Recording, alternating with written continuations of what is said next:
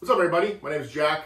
I'm the owner, designer, and craftsman here at Salish Sea Woodworks. Fine hardwood furniture, handcrafted here in Seattle, Washington. And I thought I'd give you a little tour of my shop and how I go about maintaining efficiency, different solutions I use in a small shop to run a full-time fine furniture business. So come on, let's go check it out.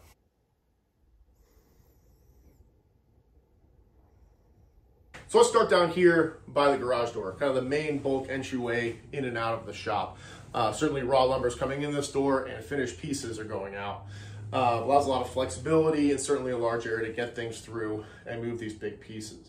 The other thing that's down here at this end of the shop are a couple of machines, but also the bulk of my lumber storage. So one of the things here at the very end of the shop is my offcut rack. I just picked up a simple wire rack from Amazon, I believe, and then organized things by use and by species and by general size. So the smallest stuff that I make, jewelry boxes, keepsake boxes, my Tomobako box line, really rely on beautiful figured woods, some exotic species. So I'll keep those kind of small pieces here on the top rack. The rest of the rack is organized by species, and then a little bit by use. The smaller stuff that I can use for stretchers on small end tables or coffee table leg blanks, those type of things will be saved. Really anything smaller than that of common species, I'm going to either burn or toss out because they end up just taking up space in the shop and I'm really not going to be able to use them effectively for customer pieces. So that rack's fairly full right now. The other thing I'll have in that rack are prototypes I'm working on. So there's a bunch of Sophia in there that I'm doing for a lounge chair prototype I'm working on. It's one of my design lines. And that's kind of customer orders. Those obviously take priority. So those will hang out in the rack for a while. The other thing here on this side of the shop is our wood rack. So bulk of the raw lumber storage is going to be down here. A couple other spaces around the shop, but I like to organize this also by size and by species. So at the bottom here, I always put my 8/4 or larger there in the back, kind of the smaller stuff here in the front. Bottom is going to be darker woods, walnut, and exotics. Then above that, we have mostly cherry and curly maple. And then our hard maple poplar will be as we move up the rack. Very top there is going to be stuff I use for jigs or prototypes. 2x4s, Douglas fir, and that type of stuff. That's all going to live up there. Behind here is, behind my joiner, which we'll talk about here in a second, is kind of my offcuts and my jigs for sheet goods.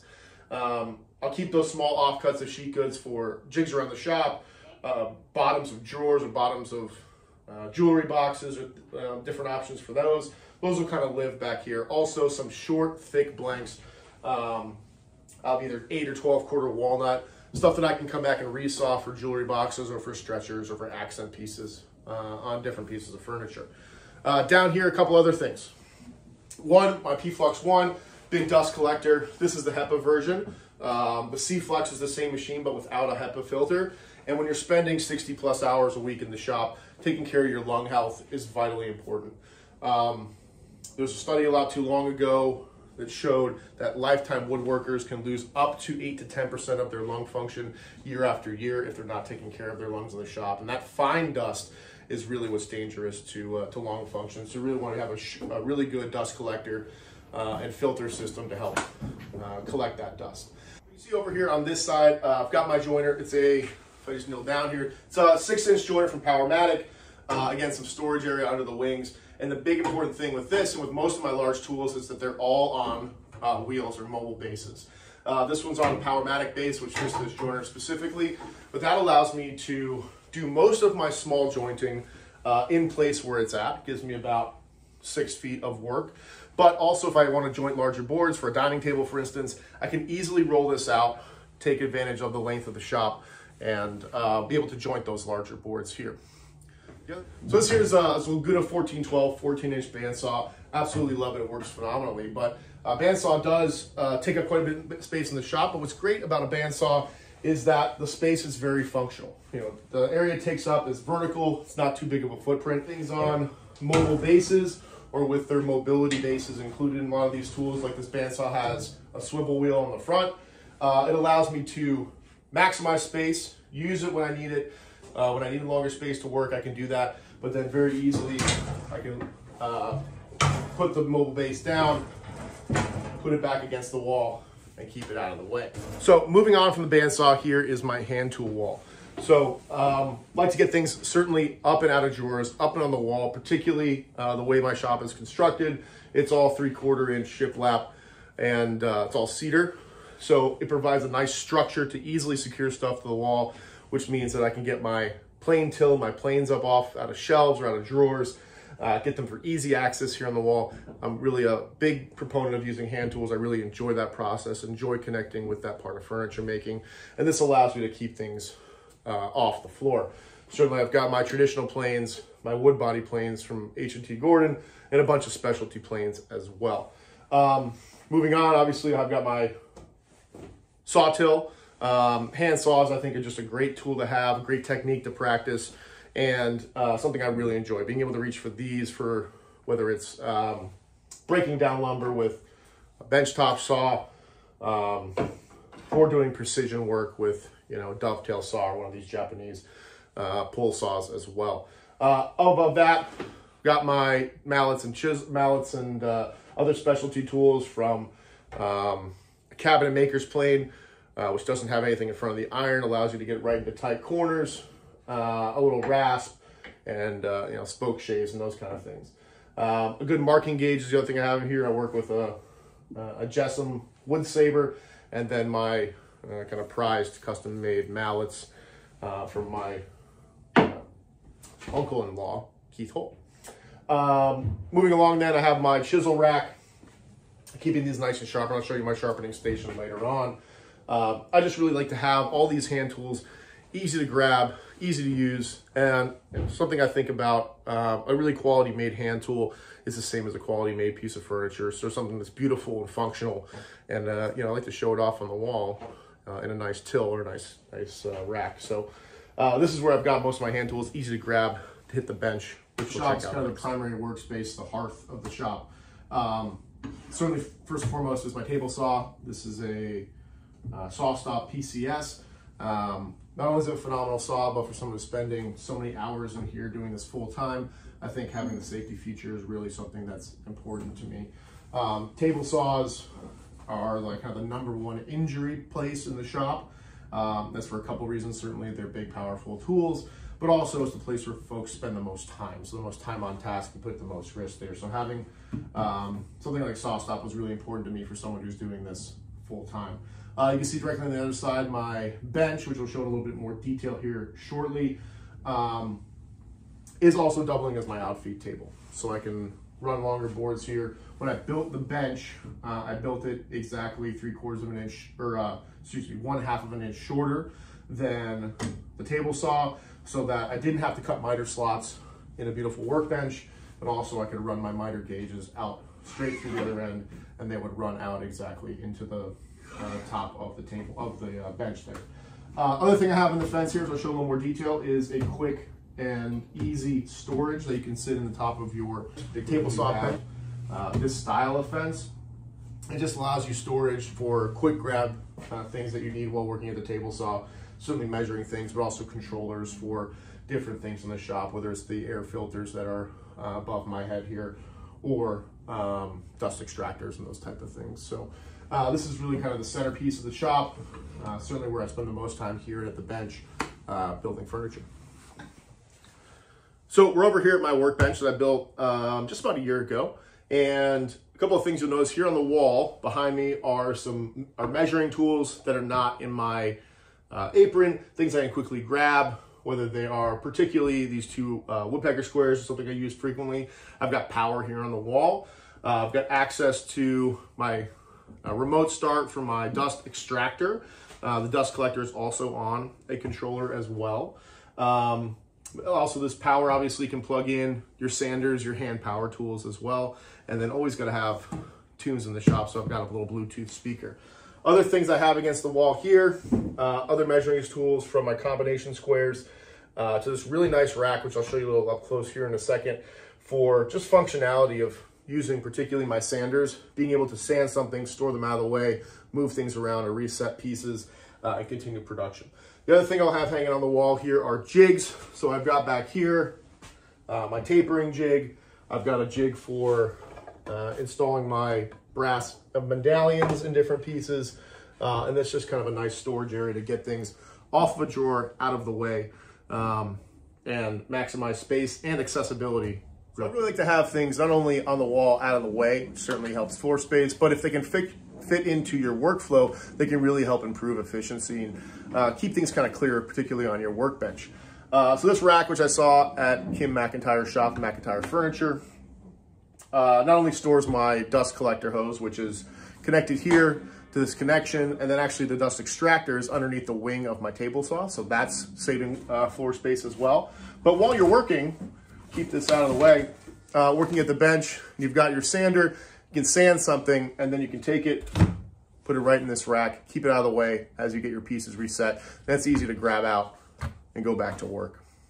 So over here at my workbench, I built this about a year ago. It's made entirely of vertical grain Douglas fir and some walnut accents, things like walnut pins, and just keeping this thing nice and sturdy. I flatten it probably twice a year as the seasons change, but it's super functional and it's super durable. And one of the things that's great about building your own bench, you can build it tailored to your needs. So the dimensions are exactly what I was looking for in a bench.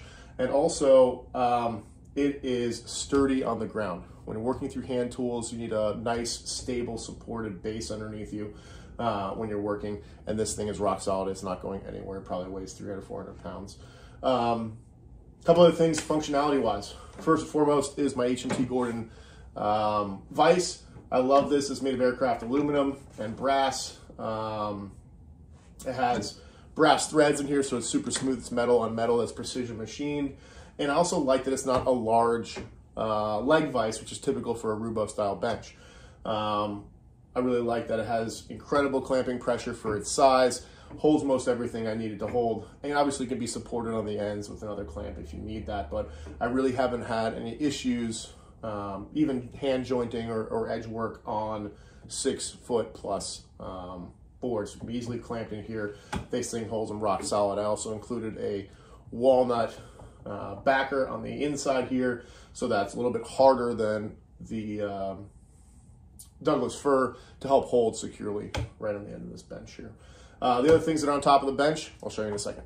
So here on the top of the bench, one more vise that's incredibly useful here is our tail vise. So this is another H&T Gordon aluminum and brass, and has a floating dog in here, so we take our bench dog out. This will be a nice flat surface. Obviously, I can push that in here, and I have 3/4 inch dog holes aligned with this, as well as on the other side of the bench, that allow me to get a good clamping pressure here. This thing puts a ton of clamping pressure out for a simple hand knob, and we'll just lock that in. I can do planing or routing, anything I really need to do here in the tail vise. The other thing that's super useful, I'll pan down here a little bit so you can see, is I have a tool recess here. I didn't want to do a split top bench. I wanted to have a flat surface that didn't have a place where stuff would fall down into it.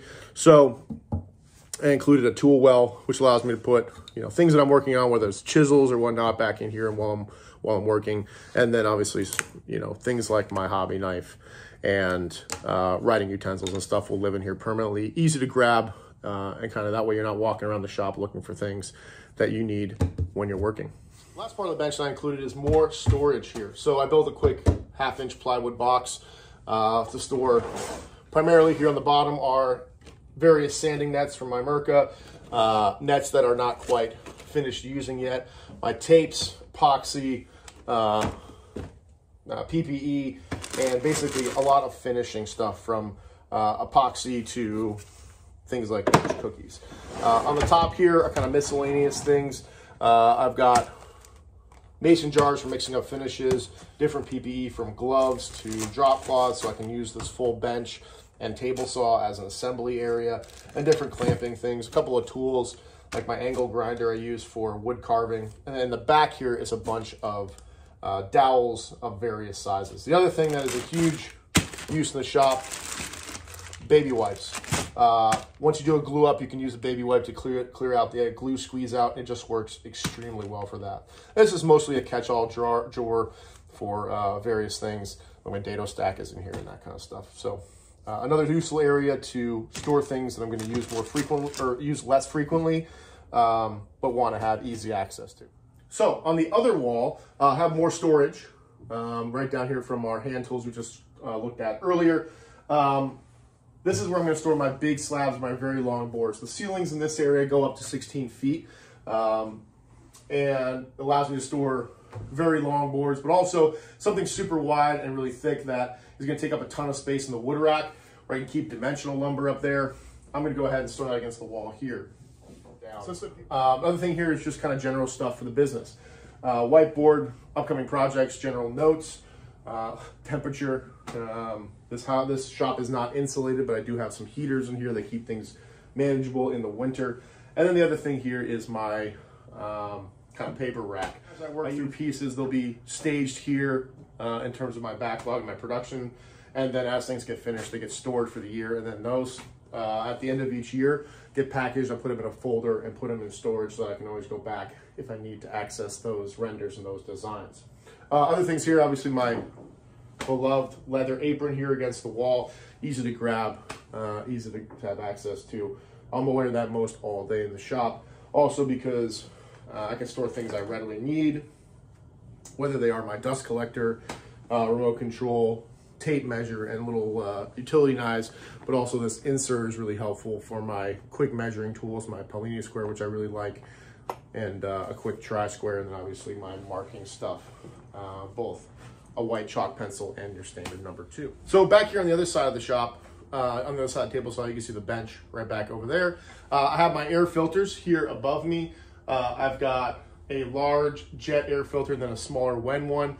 Both of those keeping that air moving in the shop, clearing out any fine dust that isn't picked up by the dust collector, and just keeping things a little safer in the shop. The other thing you'll see is another wood rack here. This is for shorter offcuts, basically 3 to 4 feet, for things that I'll be readily using again, for small table parts and those kind of things. Things that can get saved, especially exotics, will get stored up here. So I've got some lace wood, some babinga, and those type of woods up there that I don't use very frequently for a project. But if there was ways to use that in the shop or use in a project, I definitely will. So that allows me to store that, again, up and out of the way.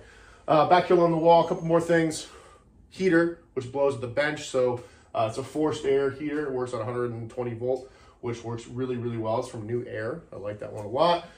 Other jigs from a dado jig, round cutting, circle cutting jig. And then here along the wall, again, more storage. So this little bar here is actually a rack for gardening tools, so your rakes and shovels and that kind of stuff, but it works great as a storage place for these clamps. Keeps them up and out of the way. Also, they're organized now by size, so I can quickly grab them from my parallel clamps to my F-style here at the end.